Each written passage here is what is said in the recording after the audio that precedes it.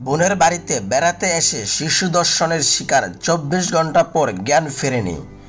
মাগুরা শহরে বোনের বাড়িতে বেড়াতে এসে ৮ বছরের এক শিশু ধর্ষণের শিকার হয়েছে বলে অভিযোগ উঠেছে। অসচেতন অবস্থায় শিশুটিকে গতকাল বৃহস্পতিবার সন্ধ্যায় ঢাকা মেডিকেল কলেজ হাসপাতালে ভর্তি করা হয়েছে।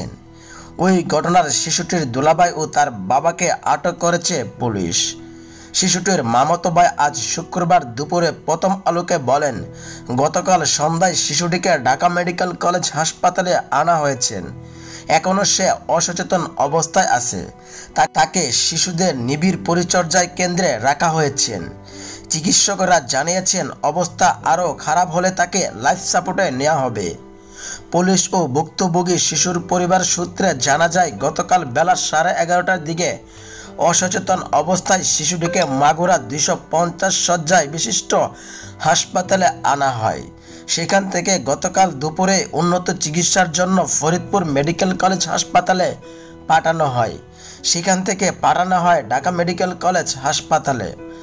মাগুরা সদর থানার ভারপ্রাপ্ত কর্মকর্তা আইয়ুব আলী আজ সকাল প্রথম আলোকে বলেন, শিশুটির সঙ্গে কী ঘটেছে সেই বিষয়ে নিশ্চিত হওয়া যায়নি। শিশুটি অসচেতন অবস্থায় ছিল। যে বাসায় সে বেড়াতে এসেছিল ধারণা করা হচ্ছে সেখানেই ঘটনা ঘটেছে। শিশুটির পরিবারের অভিযোগের ভিত্তিতে তার দুলাভাই ও দুলাভাইয়ের বাবাকে জিজ্ঞাসাবাদের জন্য হেফাজতে নেওয়া হয়েছে। বিষয়টি নিয়ে তদন্ত চলছে।